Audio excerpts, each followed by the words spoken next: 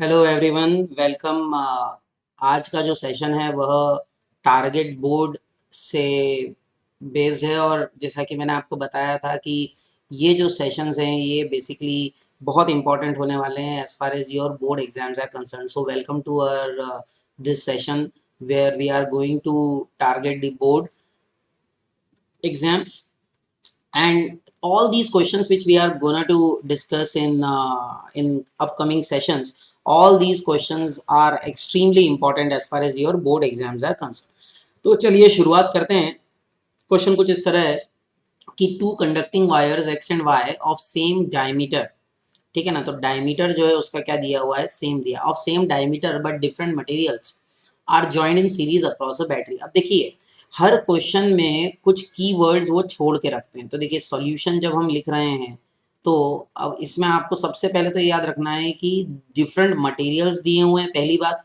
और दूसरी बात है कि डिफरेंट मटेरियल्स होते हुए भी उनका जो क्या कहते हैं वो सीरीज में है, ठीक है। डिफरेंट मटेरियल्स हैं, इसका सीधा सा मतलब क्या है कि रेजिस्टिविटी डिफरेंट होगी और दूसरी जो क्वांटिटीज होती हैं, रिलेटेड क्वांटिटीज होती हैं वो डिफरेंट होंगी, है ना, नो डाउट अबाउट दैट। लेकिन हैविंग सेड दैट, ये बात भी पक्की है, ये बात भी पक्की है कि इनमें जो सीरीज में अगर कनेक्टेड हैं तो सीधी सी बात है कि जो करंट रहता है, करंट कैसा रहता है, कांस्टेंट बना होता है, करंट जो है वह सेम है।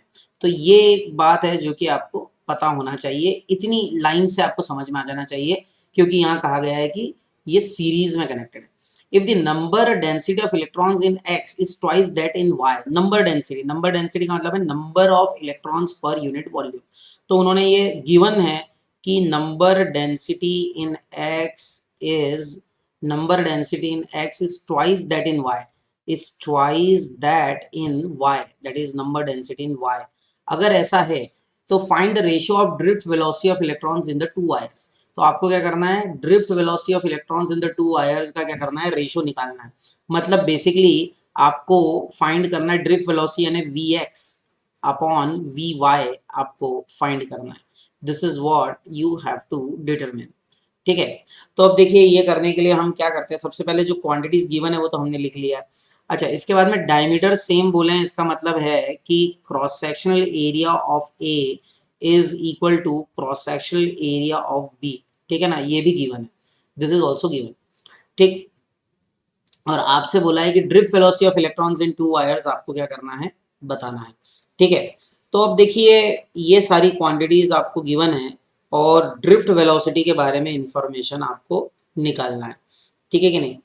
तो अब कैसे हम कर सकते हैं, देखिए ड्रिफ्ट वेलोसिटी का फॉर्मूला तो अपने को पता है क्या होता है, I N E A V D, है ना, I is equals to N E A V D, ये है ना, ये रिलेशन हमने एक बहुत ही कॉमन रिलेशन है जो हम डिस्कस भी कर चुके हैं।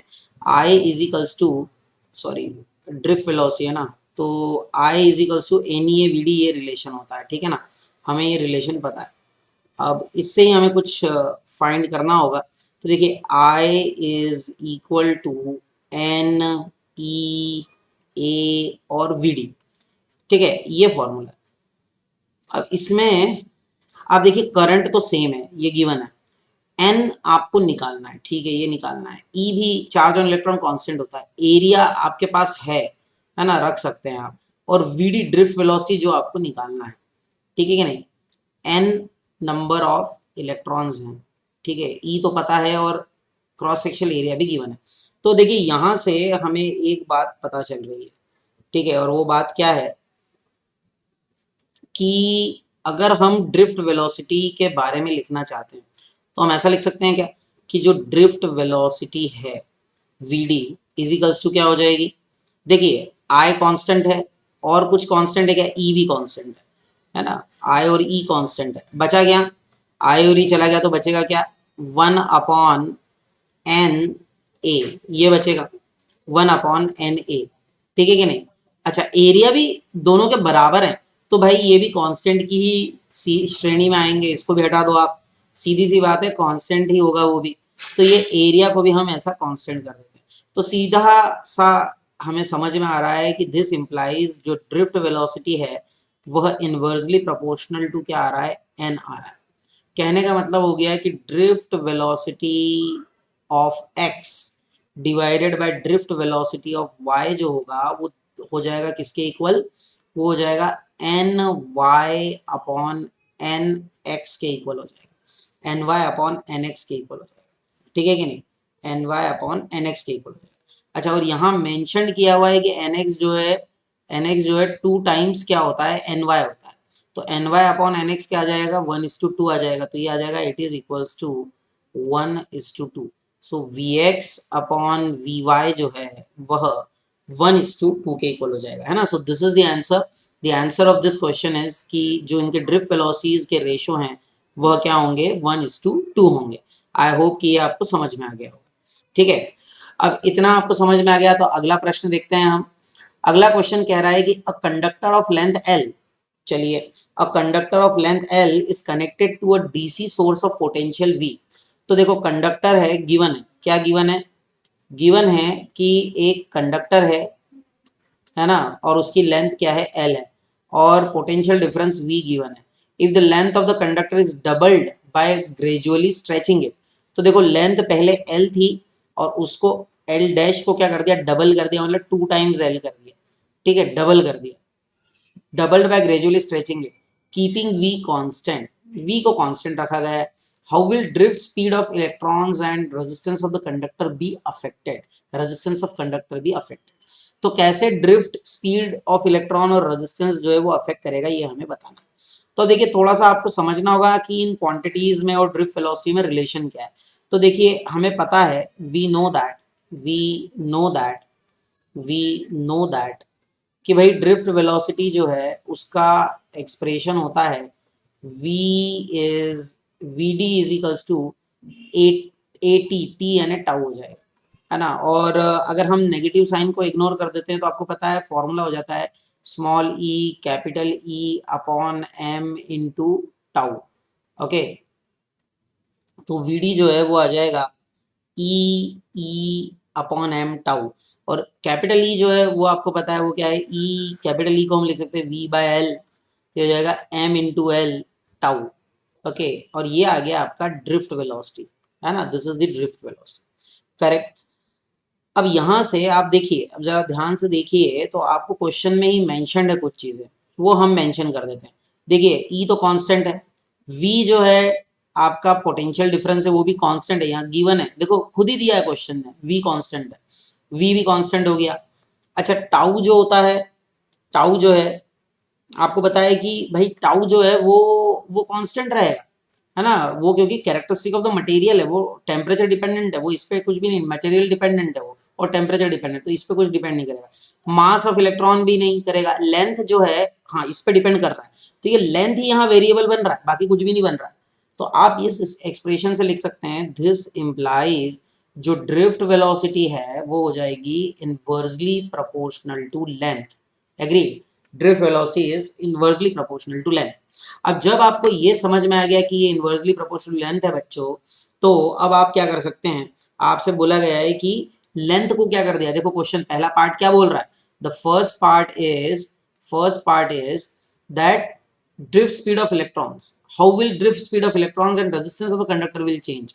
तो देखो ड्रिफ्ट वेलोसिटी क्या हो जाएगी, तो पहले आपने क्या किया, लेंथ को क्या कर दिया, you have, if the length of the conductor is doubled, आपने डबल कर दिया, अगर length of the conductor double कर दिया तो देखो ड्रिफ्ट वेलोसिटी जो होगी हो जाएगी V D dash upon V D is equal to, अब लेंथ जो थी आ, वो डबल हो गई, मतलब V D dash, inversely proportional भी है, ये भी याद रखना, इनवर्सली प्रोपोर्शनल भी है। आपने आपने लिया वी डी डैश, तो आपको पहले वी डी डैश वाला लेना हो, तो नीचे आएगा 2l और ऊपर आएगा l, ठीक है, l से l कैंसिल हो जाएगा, तो वी डी डैश किसके इक्वल हो जाएगा, this implies V D dash is equal to V D by two, V D dash जो है वो वी डी बाई टू हो जाएगा, ठीक है ना, वी डी डैश जो है वो वी डी बाई टू हो जाएगा। तो अगर आपने हाफ कर दिया, आपने डबल कर दिया लेंथ को, ठीक है ना, if U double the length, ठीक है, लेंथ ऑफ द कंडक्टर, तो ड्रिफ्ट वेलोसिटी क्या हो रही है, ड्रिफ्ट वेलोसिटी 1/2 हो रही है, हाफ हो रही है। ये फर्स्ट पार्ट हो गया इसका। अब इसका सेकंड पार्ट देखते हैं हम जरा, इसका सेकंड पार्ट भी जरा समझिए क्या है सेकंड पार्ट। तो देखिए आप सेकंड पार्ट को अगर हम देखते हैं तो सेकंड पार्ट क्या कह रहा है कि resistance of the conductor would be affected. तो रेजिस्टेंस ऑफ कंडक्टर कैसे अफेक्ट होगा, तो देखिए आपको पता है आर इजिकल्स टू होता है रो एल अपॉन ए, ये होता है रेजिस्टेंस, ठीक है नहीं, रो एल अपॉन ए। अब बोला गया है कि उसको स्ट्रेच करके, देखिए क्वेश्चन को पढ़िए क्या बोला है, resistance of the conductor be affected, जो आपने इसको स्ट्रेच करके क्या, if the length of the conductor is doubled by gradually stretching it. अब देखिए आप स्ट्रेच अगर करेंगे तो डेफिनेटली क्या होगा, लेंथ तो बढ़ रही है भाई, लेकिन क्रॉस सेक्शन एरिया जो है वह क्या हो रहा है, डिक्रीज होगा, है ना, प्रोवाइडेड। और यहाँ एक और कंडीशन अप्लाई है कि वॉल्यूम जो रहेगा वह क्या रहेगा, वॉल्यूम जो है वह कांस्टेंट बना रहेगा, है ना, वॉल्यूम विल रिमेन कांस्टेंट, याद रखिए वॉल्यूम कांस्टेंट रहेगा। चलिए, तो इतना अगर हमें आ गया है समझ में तो हम इसके आगे बढ़ते हैं, वॉल्यूम कांस्टेंट रहेगा। आइए बढ़ते हैं, देखिए आर डैश अपॉन आर हम कर देते हैं, आर डैश अपॉन आर कर देते हैं। देखिए रो कांस्टेंट है, रो कांस्टेंट है, ठीक है। और इसमें इन्होंने बोला है कि लेंथ जो है वो क्या हो रही है, लेंथ को आपने स्ट्रेच करके क्या कर दिया है, डबल कर दिया है ना। तो लेंथ डबल कर दिए तो देखो area into length is equals to A dash into L dash हो जाना चाहिए। लेंथ डबल कर दिया आपने तो ये area into length is equals to A dash, length double कर दी तो ट्वाइस एल हो जाएगा, एल से एल कैंसिल हो जाएगा, तो ए डैश क्या आ जाएगा बच्चों, ए डैश आ जाएगा ए बाय टू। और यहाँ पर आप रख सकते हैं, देखिए ये हो जाएगा rho L dash by A dash upon rho L by A. अब देखो ये सब कैंसिल हो जाएगा, है ना, रो रो कैंसिल हो गया, एल डैश कितना था, एल डैश ट्वाइस एल था तो यहाँ ट्वाइस एल रख देंगे, अपॉन में ए डैश क्या है, ए बाई टू हो जाएगा तो ये ए बाई टू यहाँ रख देंगे। और एल, एल तो एल ही है और अपॉन में ए है, ये अपॉन में ए आ जाएगा। अब इसको हम लिख सकते हैं ट्वाइस टू इंटू टू, ये फोर हो जाएगा, फोर, है ना, और क्या आएगा, फोर आ जाएगा, ये टू टू सा फोर और एल से एल कैंसिल हो गया। और ये ए देखिए, ये ए जो है ना एल अपॉन ए है तो ये ऊपर जाएगा तो फोर ए अपॉन ए हो जाएगा, ए से ए भी कैंसिल हो जाएगा तो आपको मिल गया फोर, यानी कि जो रेजिस्टेंस है वो कितना हो जाएगा, it becomes four times, so resistance will become four times. तो ये जो है इन दोनों पार्ट्स के आंसर हैं ड्रिफ्ट वेलोसिटी का, कि ड्रिफ्ट वेलोसिटी जो है वो हाफ हो जाएगी और रेजिस्टेंस जो है वह फोर टाइम्स हो जाएगा। आई होप कि ये आपको समझ में आ गया होगा। अगला क्वेश्चन अब हम देखते हैं, अब पोटेंशियल डिफरेंस ऑफ, अच्छा ये सारे क्वेश्चंस जो हैं प्रीवियस ईयर क्वेश्चंस हैं, ठीक है, ये 2015 में पूछा हुआ प्रश्न है, this question is asked in 2015, याद रखिएगा ये 2015 का क्वेश्चन है, ठीक है। इसके प्रीवियस वाला जो था वो 2012 में पूछा गया क्वेश्चन था, ठीक है। ये वाला जो क्वेश्चन है ये सब 2 या 3 मार्क्स के क्वेश्चन है, ये 2012 में पूछा हुआ है, ठीक है। उसके पिछले वाला क्वेश्चन 2011 का क्वेश्चन है, ओके। ये सब प्रीवियस ईयर क्वेश्चंस हम देख रहे हैं, ये 2011 का क्वेश्चन है, ठीक है। चलिए, तो अब आगे बढ़ते हैं, मैं बस आपको बताना चाहता था कि ये सब प्रीवियस ईयर क्वेश्चंस चल रहे हैं। चलिए अगला क्वेश्चन अब देख लेते हैं, क्वेश्चन बोल रहा है, एक सेकंड, आई थिंक ये वाला नहीं डिस्कस हुआ ना, a potential difference of V applied at the ends of a copper wire of length L and diameter D, okay. तो देखो लेंथ गिवन जो है वो लिख लेते हैं अपन, सबसे पहले गिवन क्या है भाई, गिवन है कि जो V अप्लाइड किया है potential difference, length of the copper wire is L and diameter is D, what is the effect on the drift velocity of electrons if V is half, okay.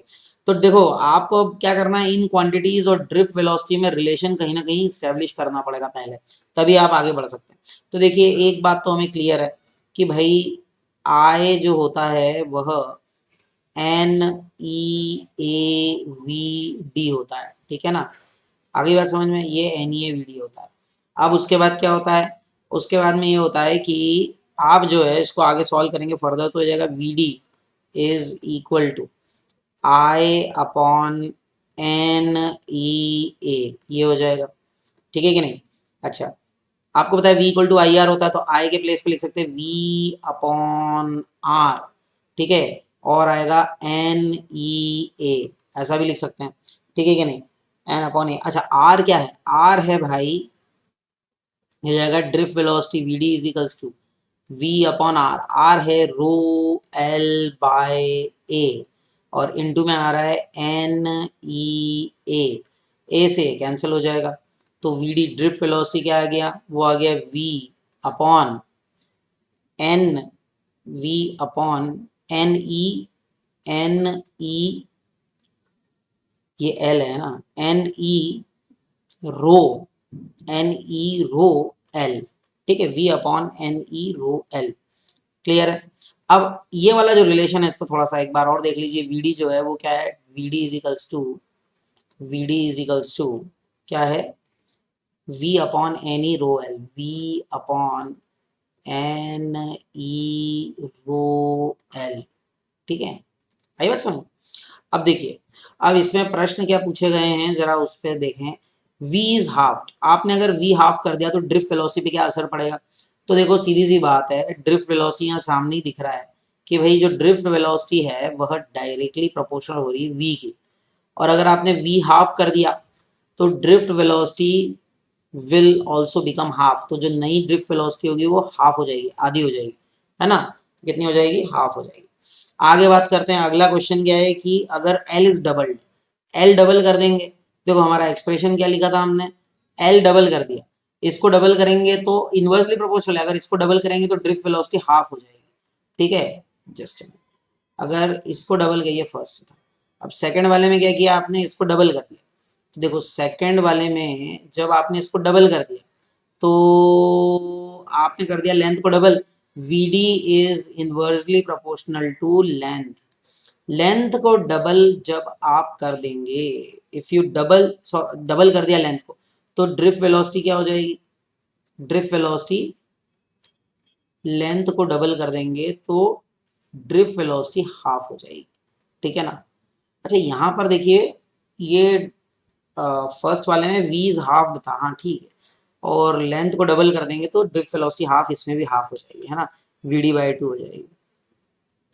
आगे बात करें, third, तीसरा क्या है, तीसरा है एज, अगला क्या बोला है उन्होंने कि भाई d इज हाफ, d मतलब डायमीटर है, कैपिटल D को अगर आपने हाफ कर दिया, इफ d इज हाफ, अगर d को हाफ कर दिया तो क्या असर पड़ेगा ड्रिफ्ट वेलोसिटी पे। अब जरा देखिए, d जो है डायमीटर, डायमीटर से रिलेटेड है रेडियस, और रेडियस से रिलेटेड क्या है, रेडियस से रिलेटेड है एरिया, आई बात समझ में।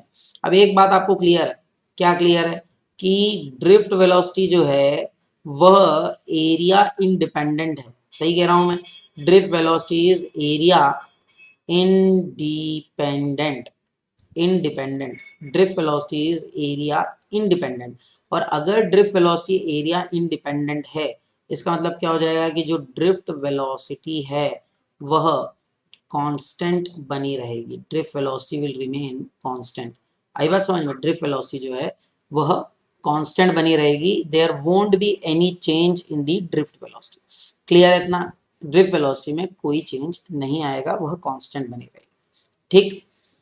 चलिए ये भी हो गया question.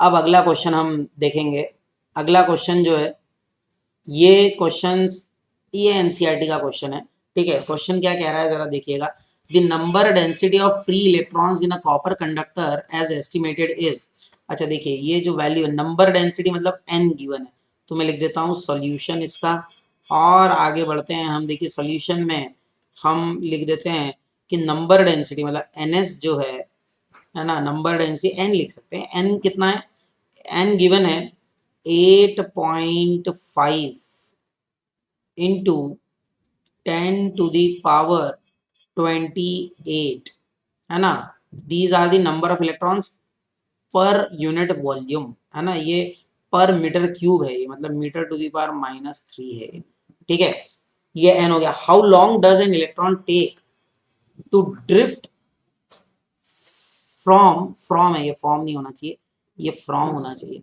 From one end of a wire 3 metre long to its other end, तो देखो लेंथ जो है वह आपको 3 मीटर लॉन्ग दी हुई है, लेंथ 3 मीटर लॉन्ग दी है, और कितना टाइम लगेगा उसको जाने में। अच्छा, the area of cross section is given, A कितना गिवन है, ए गिवन है 2 × 10⁶ metre square and carrying a current I is equals to 3 ampere. चलिए, तो आपको बताना है कि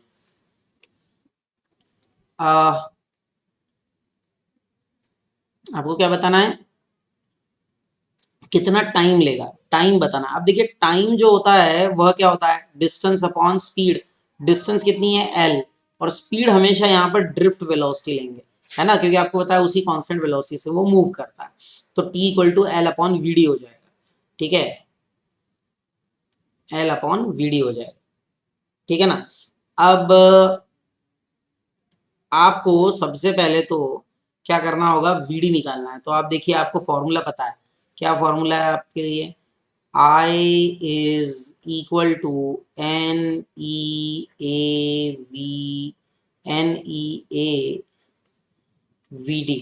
ठीक है।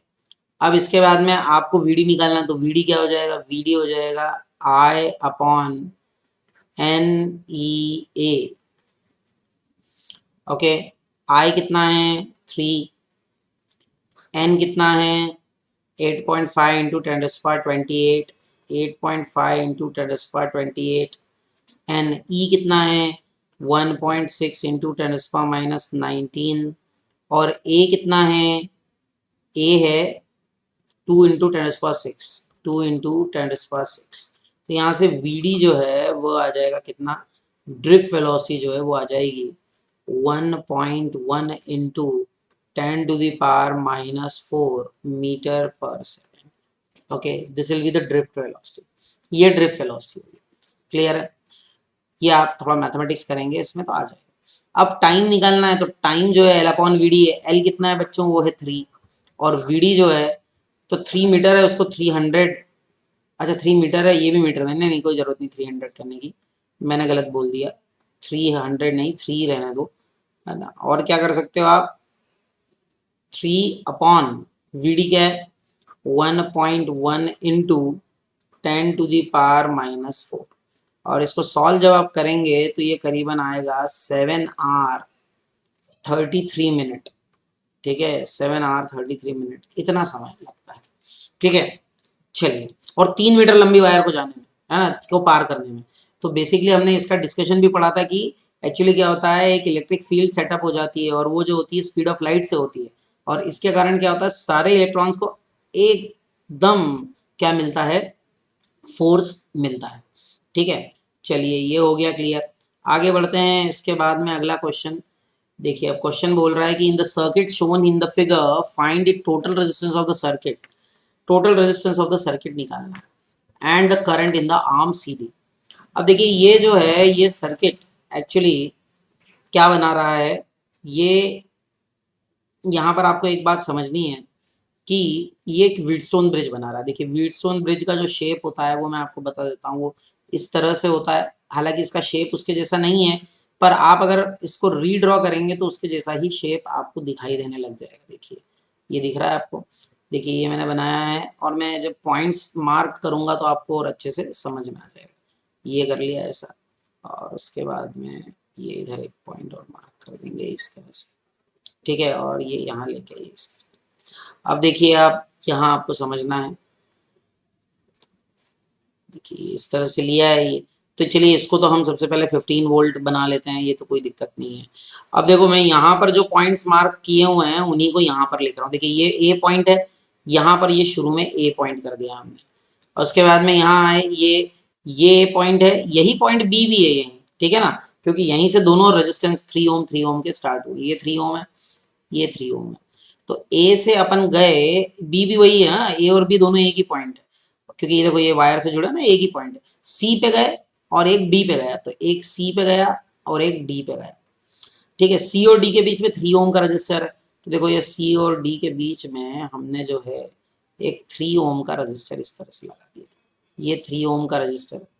आगे क्या हुआ फिर, अच्छा इसके आगे जो है इन्होंने एक, अरे तो ये तो इतना करने की भी जरूरत नहीं है, मैंने ध्यान ये नहीं दिया था कि यहाँ ये दिया हुआ है। अरे ये तो बहुत ही आसान हो गया, इतना करने की जरूरत नहीं, व्हीटस्टोन भी बनाने की जरूरत नहीं। आप देखिए क्या होता है कि जब आप सर्किट ऑन करते हो ना, तो ये जो कैपेसिटर है वंस इट इज चार्ज, तो उसके बाद में वो क्या कर देता है, ब्लॉक कर देता है डीसी करंट।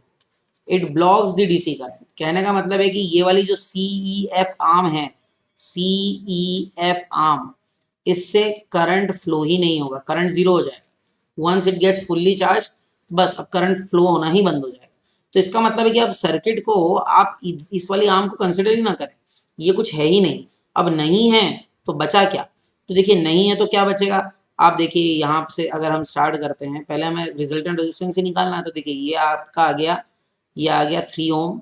ठीक है, इसके बाद में यहाँ इसके पैरेलल में क्या है, इसके पैरेलल में आपको दिखाई दे रहा है 3 ओम, है ना, इसके पैरेलल में एक 3 ओम दिखाई दे रहा है यहाँ।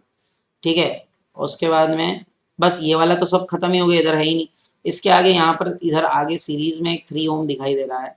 ठीक है, इधर 3 ओम दिखाई दे रहा है, और नीचे आएंगे, नीचे आएंगे तो ये 15 वोल्ट आ रहा है। ठीक है, ये 15 वोल्ट आ रहा है, क्लियर है, ये 15 वोल्ट आ रहा है। अब मुद्दा यह है 3 ओम पैरेलल में है, तो आपको पता है पैरेलल कॉम्बिनेशन में 1.5 बना देगा, तो ये हो गया 1.5 ओम, 1.5 ओम। और उसके सीरीज में कौन है, 3 ओम है, और उसके सीरीज में 3 ओम है। और ये सब जो है ये क्या है, ये इस तरह से 15 वोल्ट। ठीक है, ये 15 वोल्ट। अब 3 और 1.5 4.5 हो जाएगा, तो रिजल्टेंट ऑफ द सीरीज आ जाएगा 4.5 ओम। ठीक है, अब क्या आएगा, करंट निकालना है, तो करंट आ जाएगा V/R, that is 15 upon 4.5। Okay, 15 upon 4.5। तो अगर आपको करंट निकालना है तो क्या आ जाएगा, 15 अपॉन 4.5 मतलब 150 अपॉन 45। ओके, ये क्या हो जाएगा, 5 3 जा, ये 30 हो गया, 5 से करेंगे तो 5 9 जा, 3 जा, ये आएगा 10 जा, 10/3। ठीक है ना, एक बार और थोड़ा देख लें कहीं गलती तो नहीं कर दी हमने। देखो 3, अरे ये देखो एक गड़बड़ हो गई ना, हाँ वही मैं सोच रहा था। देखो एक गड़बड़ हमने कर दी है, हमने गड़बड़ ये करी है कि यहाँ पर एक रजिस्टर था जो हम भूल गए। देखो ये 3 ओम का, तो उसको भूलना नहीं था हमें, पर हम भूल गए, मतलब मैं ही भूला। तो यहाँ पर देखो ये 3 ओम लगाना पड़ेगा। तो देखो ये 3 ओम और ये 3 ओम सीरीज में आएगा 6 ओम, और 6 ओम और 3 ओम किस में आएगा, पैरेलल में आएगा। तो देखो जब 6 ओम और 3 ओम पैरेलल में होगा तो थोड़ा सा मैथमेटिक्स अब यहाँ पे चेंज हो जाएगा, देखो है ना। तो यहाँ पर जब 6 ओम, देखो यहाँ जब ये 6 ओम और ये 6 ओम है और ये 3 ओम है, ये पैरेलल में आएंगे, तो यहाँ ऐसा लिख देता हूँ मैं, देखो ये ऐसा हो जाएगा, ये ऊपर जो है ये 6 ओम आ जाएगा और नीचे 3 ओम आ जाएगा। और 6 ओम और 3 ओम को देखें तो 1/6 प्लस 1/3 करेंगे तो 1/RP आ जाएगा। और कितना आ जाएगा, 6 एलसीएम ले लेंगे, 1 + 2, तो ये कितना आ जाएगा, 2 + 1 3, 3/6 यानी 1/2। तो आरपी कितना आ जाएगा, आरपी आ जाएगा 2 ओम, आरपी आ गया 2 ओम। आरपी 2 आ गया तो इन दोनों का सोल्यूशन 2 ओम आ गया। तो देखिए आगे हम यहाँ लिख सकते हैं कि ये जो है ये 2 ओम है, और उस 2 ओम को हमने किससे आगे कर दिया है, एक और आगे क्या है, 3 ओम का रजिस्टर है सीरीज में। तो आगे जो है हम 3 ओम का रजिस्टर सीरीज में कर देंगे, तो यहाँ 2 ओम, और आगे यहाँ पर जो है ये 3 ओम का रजिस्टर सीरीज में है, और फिर इसको हम क्या कर देते हैं, इस तरह से। ठीक है, और इधर क्या है भाई, 15 वोल्ट्स है, तो ये 15 वोल्ट्स आ जाएगा। 3 + 2, देखिए सीरीज कॉम्बिनेशन है तो 3 + 2 5 हो जाएगा, 5 ओम। तो करंट जो है आपका आ जाएगा 15/5, दैट इज 3 एम्पियर। करंट आ जाएगा 3 एम्पियर। क्लियर है ना। चलिए इतना आपको समझ में आ गया होगा। जो मैंने यहाँ मिस्टेक की वो आप ध्यान रखिएगा, आप मत कीजिएगा, है ना। यहाँ पर मैंने जो मिस्टेक की थी, मैं भूल गया था कि यहाँ 3 ओम का रजिस्टर है, पर आप मत भूलिएगा, आपको ध्यान रखना है। चलिए आगे बढ़ते हैं। आगे इसके जो है हमें नेक्स्ट देखना है, अगला क्वेश्चन है, an ammeter of resistance 0.80 ohm can measure current up to 1 ampere. तो देखिए एक एमिटर है जिसका रेजिस्टेंस 0.80 ओम है, और वो क्या कर सकता है, करंट मेजर कर सकता है। Current up to 1 ampere, 1 ampere के करीब का करंट वो मेजर कर सकता है। What must be the value of shunt resistance to enable the emitter to measure current up to 5 ampere? अब देखो भाई, वो मेजर कर सकता है 1 एम्पियर तक का, और उसको मेजर करवाना है, कर तो 1 एम्पियर तक का सकता है, पर करवाना है 5 एम्पियर तक का, तो कैसे करेंगे? और what is the combined resistance, तो खैर वो तो आगे की बात हो गई, पर अभी तो बात करना है कि भाई जो 1 एम्पियर तक मेजर करता है उसको आपको कहाँ तक मेजर करवाना है, आपको मेजर कराना है 5 एम्पियर। तो कैसे करेंगे? तो देखिए, इसको समझने के लिए आपको पहले समझना होगा कि भाई वोल्ट जो एमीटर रहता है उसको, जो गैल्वेनोमीटर होता है उसको हम एमीटर में बदलते कैसे? देखो, उसका एक तरीका है, जैसे एक एमीटर पहले से ही है, इसको बोला है उन्होंने कि एमीटर ही है ये पहले से, चलो एमीटर है, पर ये मेजर कब तक कहाँ तक कर सकता है? ये मेजर 1 एम्पियर का करंट कर सकता है। तो देखिए 1 एम्पियर का करंट ये मेजर कर लेता है, 1 एम्पियर ये मेजर कर लेता है, ठीक है ना। और इसका रेजिस्टेंस गिवन है, रेजिस्टेंस कितना है इसका?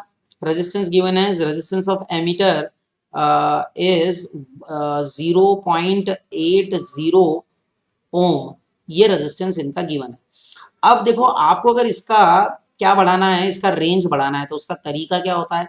उसका तरीका ये होता है कि ये एमीटर है और इसके पैरेलल में हम क्या लगा देते हैं, एक लो रेजिस्टेंस का, हम क्या लगा देते हैं, एक रेजिस्टेंस, लो रेजिस्टेंस लगा देते हैं, जिसको हम शंट कहते हैं।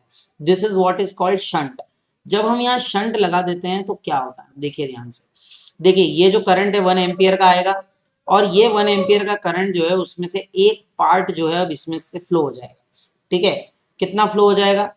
अच्छा, अब एक और बात है कि ये अब ये अपने को वो नहीं करना है, अपने को तो अब भाई यहाँ से 5 एम्पियर फ्लो करवाना है, तो हम 5 एम्पियर ही बनाते हैं, हम 5 एम्पियर ही लिखते हैं ना, यहाँ जो मेजर करवाना है वही लिखते हैं, तो हमें इसकी रेंज 5 करनी है, तो हमने यहाँ 5 एम्पियर लिख दिया। अब 5 एम्पियर में से यहाँ पे मान लो I1 चला जाता है, और बचा हुआ जो है वो कितना हो जाएगा, 5 माइनस I1, वो कहाँ चला जाएगा, ये शंट के थ्रू चला जाएगा, ठीक है, वो शंट के थ्रू चला जाएगा।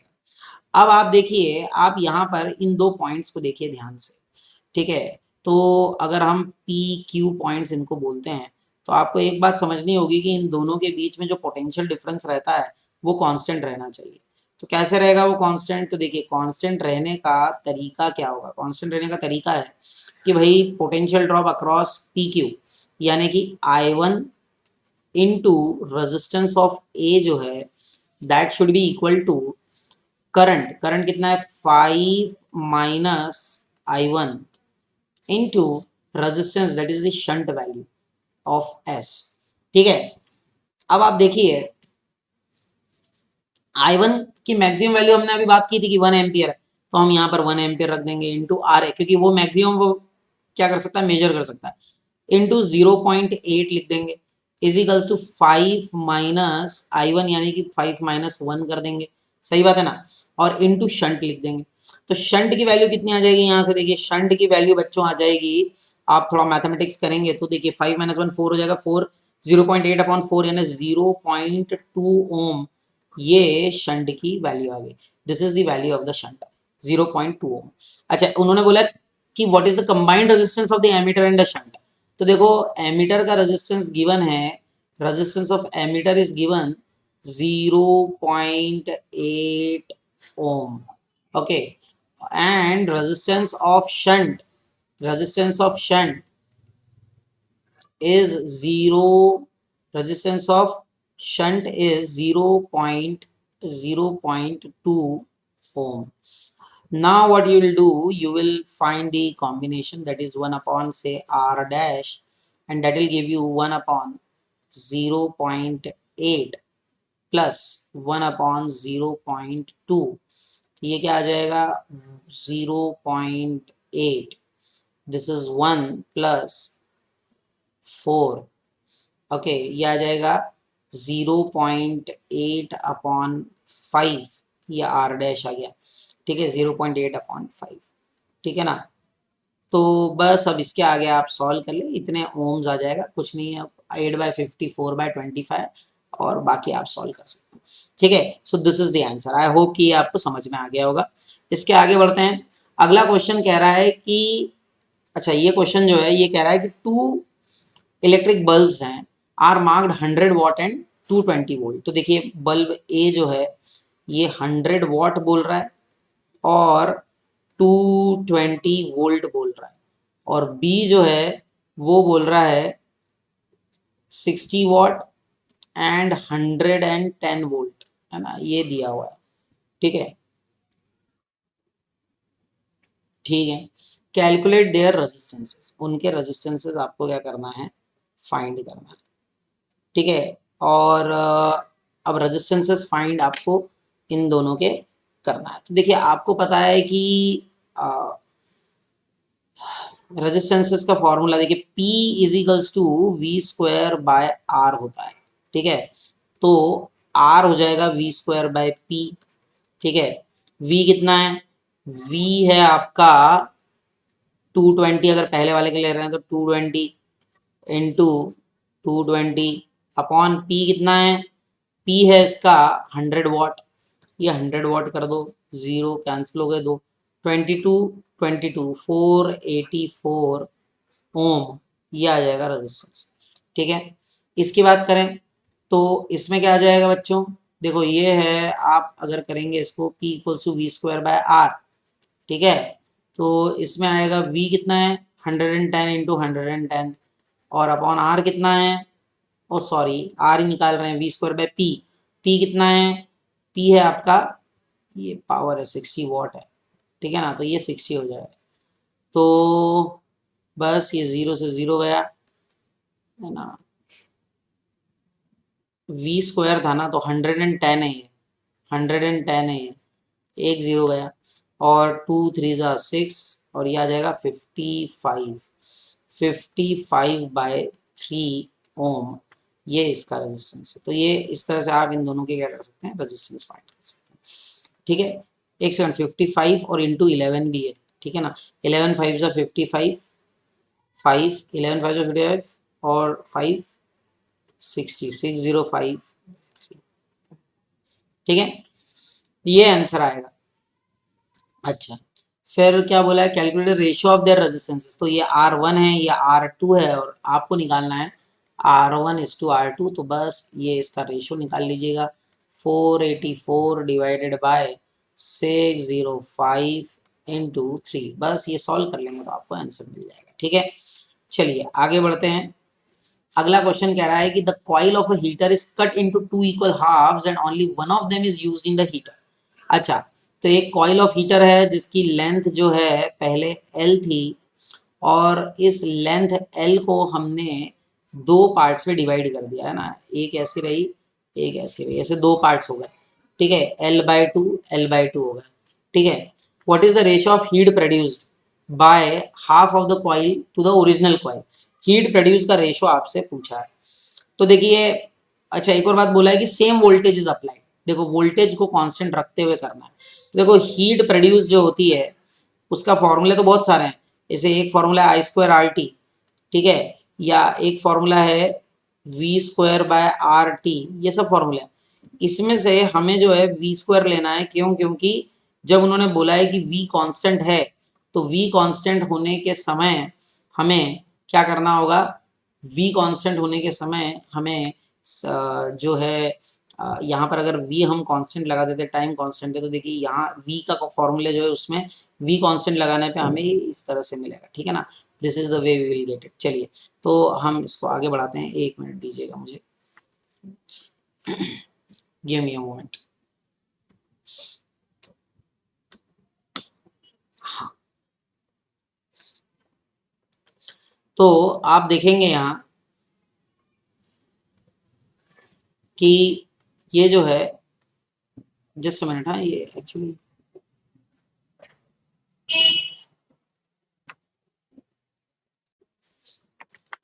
तो यहाँ पर आप देख सकते हैं कि एक्चुअली जो है H इक्वल्स टू V²/RT, ये हमें अप्लाई करना पड़ेगा, और जब आप ये अप्लाई करेंगे तो V कांस्टेंट हो जाएगा, टाइम भी आप सेम टाइम के लिए अगर ले रहे हैं तो कांस्टेंट हो जाएगा, तो जो H रहेगा वह इनवर्सली प्रोपोर्शनल टू R हो जाएगा, H is inversely proportional to R।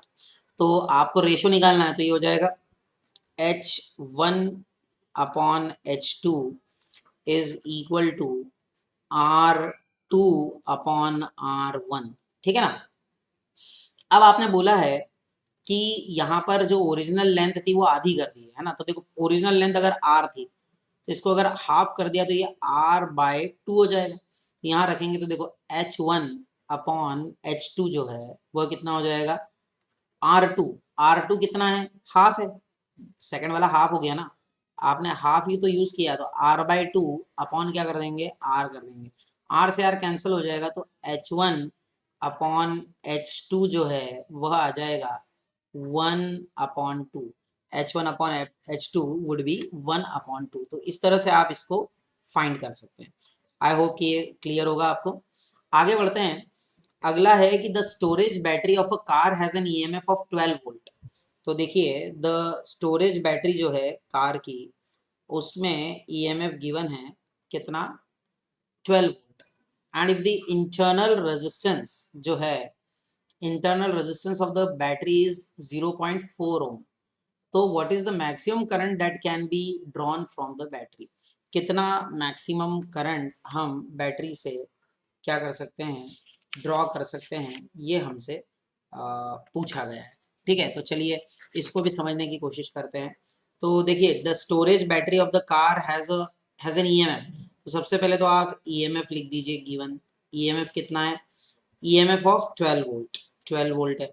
Internal resistance of the battery 0.4 ohm, so R जो है वह 0.4 ओम आ जाएगा। What is the maximum current that can be drawn from the battery. तो maximum current जो है बैटरी से निकाला जाएगा वह कितना होगा, that is what you have to determine, ये आपको फाइंड करना है।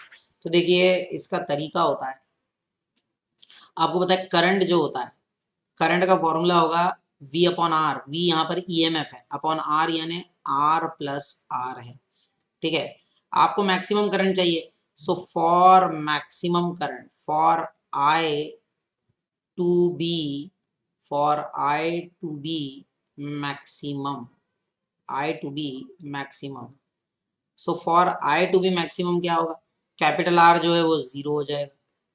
ठीक है, क्योंकि स्मॉल r तो आपने ले ही लिया है, तो अब आप कैपिटल R को 0 कर दीजिए, तो करंट जो है वो कितना जाएगा, E यानी 12 अपॉन R, स्मॉल r कितना हो जाएगा 0.4, तो यह आ जाएगा 120/4, कितना आ जाएगा 4 3 12, 30 ampere. So 30 ampere will be the answer of this. ठीक है ना, तो कितना करंट आएगा, 30 एम्पियर आएगा। चलिए आई होप कि आप ये समझ गए होंगे क्वेश्चन। अच्छा आगे देखते हैं अब मीटर ब्रिज से रिलेटेड कुछ प्रश्न हैं जो कि हमें देखना है। इसमें शुरुआत जो की गई है वो ये है कि in the metre bridge experiment balance point was observed at J. Balance point यहाँ जे पर ऑब्जर्व किया गया है। The values of R and X were doubled and then interchange. अच्छा, what would be the new balance point. तो देखिए सबसे पहली बात तो बैलेंस पॉइंट क्या होता है वो भी समझ लीजिए। देखिए बैलेंस पॉइंट वो पॉइंट होता है जहां पर गैल्वेनोमीटर से कोई करंट फ्लो नहीं होता है ना। तो गैल्वेनोमीटर से कोई करंट नहीं फ्लो होगा तो that is the balance point.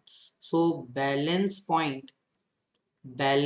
Point का मतलब है कि जो IG होगा वो 0 होगा, है ना। ये व्हीटस्टोन ब्रिज कंडीशन है, आपको पता है व्हीटस्टोन ब्रिज का जो एक्सपेरिमेंटल फॉर्म है वही मीटर ब्रिज है। तो बैलेंस पॉइंट जो है IG जो है वो 0 होता है बैलेंस पॉइंट पर। IG अगर 0 है तो आप देखो ये इसमें फॉर्मूला लगेगा P/Q is equals to R/S, this will be the formula. तो P/Q is equals to R/S, ठीक है ना, ये फॉर्मूला होता है। अब आप अगर करेंगे इसको अब देखो यहाँ R है यहाँ X है, तो चलिए आप इधर भी लिख सकते हैं, ऐसा कुछ नहीं है। R/X यहाँ लिख दिया इज इक्वल्स टू। अब देखिए अगर आप कहते हैं कि unit length of the wire जो है उसका रेजिस्टेंस स्मॉल r है, ठीक है, if the resistance unit length of the wire has the resistance small r, तो आप लिख सकते हैं स्मॉल r इंटू ये P है, हाँ ये इतना P है यहाँ, और ये जो ये वाले वायर का है वो Q है, तो स्मॉल r इंटू L लिख सकते हैं डिवाइडेड बाय, इसको क्या लिख सकते हैं, इसको लिख सकते हैं बची हुई लेंथ कितनी है, देखो मीटर ब्रिज है तो यहाँ से यहाँ तक 100 सेंटीमीटर, तो बची हुई लेंथ 100 - L हो जाएगी, 100 - L हो जाएगी। तो आप लिख सकते हैं इसको आर, आर मतलब resistance per unit length into 100 - L। अब आर से आर कैंसिल हो गया तो आर बाय एक्स क्या आ जाएगा, this implies R by X is equals to L upon 100 - L। ठीक है। अच्छा, और आपको फाइंड क्या करना है, what would be the new position of the balance point, balance point की नई पोजीशन क्या होगी। चलिए, तो पहले तो आप देखिए इस फॉर्मूले को थोड़ा सा देख लीजिए, आर बाय एक्स जो है वह एल अपॉन 100 - L के इक्वल आ रहा है। एक्स को हमने लिख दिया R into 100 - L upon L. ठीक है, 100 - L अपॉन एल। ठीक है, अब क्वेश्चन क्या कह रहा है, ये तो पहला फॉर्मूला हो गया। क्वेश्चन कह रहा है, क्वेश्चन कह रहा है कि if the galvanometer and battery are interchanged, नहीं sorry, the values of R and X are doubled and then interchange. तो अब value of R and X are doubled, इनको डबल करके इंटरचेंज कर दिया। तो देखो डबल करके इंटरचेंज कर दिया, इसका मतलब हो जाएगा, अगर डबल करके इंटरचेंज किया है तो देखो आर की जगह एक्स आ गया, एक्स की जगह आर आ गया, है ना। तो ये ऐसा था, आर की जगह एक्स आ गया, एक्स की जगह आर आ गया, और डबल कर दिया तो ये देखो ये 2x हो गया, ये 2r हो गया। और अब आपने कहा है कि भाई बैलेंसिंग लेंथ जो यहाँ पर निकाली गई है, मान लेते हैं कि वो एल डैश हो गई है, वो एल डैश है, तो बची हुई लेंथ कितनी हो जाएगी, वो हो जाएगी 100 - L डैश। ठीक है, तो अब P by Q equals to R by S करेंगे तो देखो, तो P by Q equals to R by X, तो 2x by 2r, 2x by 2r is equals to small r into L dash upon small r into 100 - L dash. 2 से 2 गया, तो अब capital R अपने को अब देखो अपने पास में एक्स बाय आर की वैल्यू ये एक और आ गई, एक्स बाय आर आ गया 100 - L अपॉन एल। तो आप इसको इक्वेट कर सकते हैं, देखो दो वैल्यूज हैं हमारे पास, आप लिख सकते हैं एक्स अपॉन आर आ गया 100 - L बाय एल, और यहाँ क्या आ रहा है, यहाँ आ रहा है L dash upon, L dash upon 100 - L dash. ठीक है ना, L dash upon 100 - L dash. ठीक है, अब इसको सॉल्व करना है आपको, तो देखो ये क्या हो जाएगा,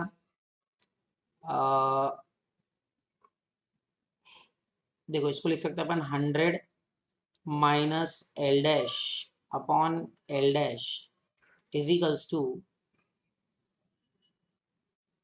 100 अपॉन L -1।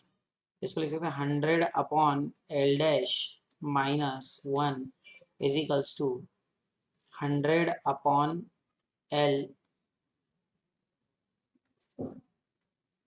ठीक है ना, क्लियर है इतना। इसको इसको अपन और कुछ सॉल्व कर सकते हैं क्या, थोड़ा सा इसको थोड़ा सोचते हैं हम कि और कैसे सॉल्व कर सकते हैं। देखें इसको और कैसे सॉल्व कर सकते हैं, जरा देखें। इसको अगर हम सॉल्व करने जाते हैं तो यहाँ पर आपको एक काम करते हैं, देखो 100 है, ये multiply 100 minus L dash, 100 - L dash. अच्छा मैंने एक गलती कर दी ना यहाँ, देखिए इसको मैं करेक्ट कर देता हूँ, इस गलती को मैं करेक्ट कर देता हूँ। देखो इसको हटा देते हैं अपन, एक काम करते हैं अपन, इसको ऐसा लिख देते हैं।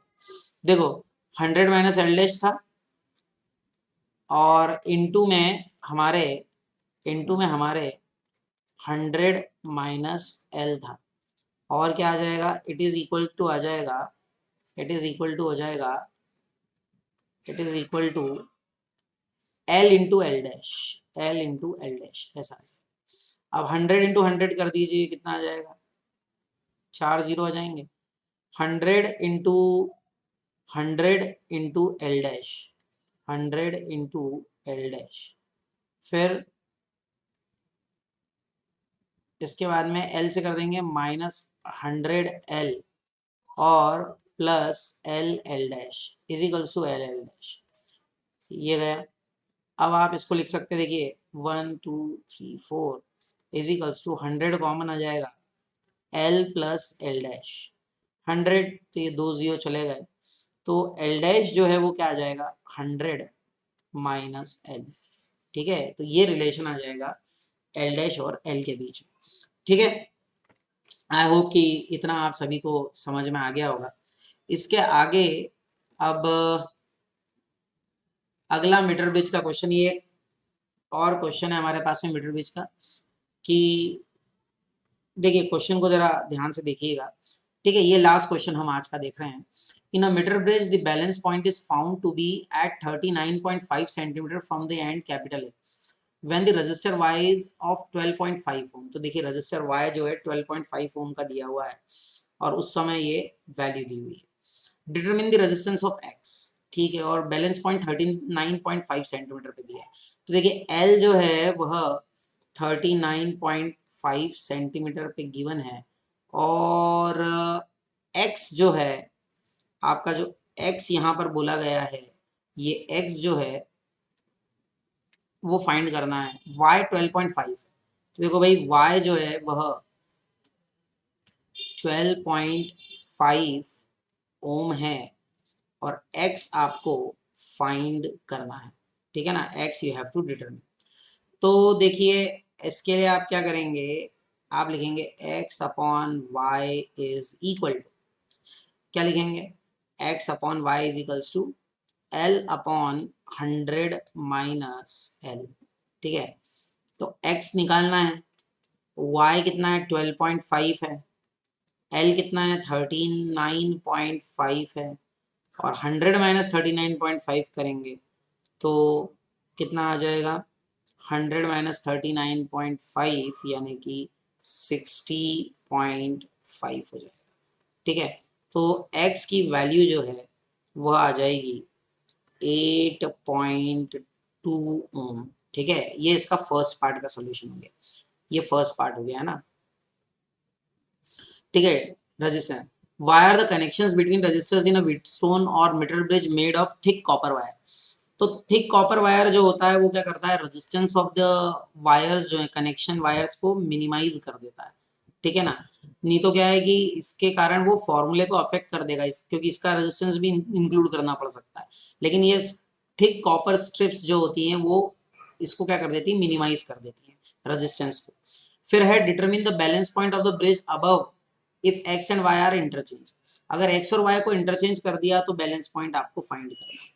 तो देखिए सीधी सी बात है, इसको ऐसे याद रखो कि अगर आपने X एंड Y जो है इनको अगर आपने इंटरचेंज कर दिया, if you interchange them, X and Y अगर आपने इंटरचेंज कर दिए तो ये याद रखो L एंड 100 माइनस L भी इंटरचेंज हो जाएगा। Okay, they will also interchange. बस इसका मतलब क्या है कि जो बैलेंस पॉइंट पहले था, ठीक है, कितना था 39.5 और 100 माइनस L कितना था 60.5 था।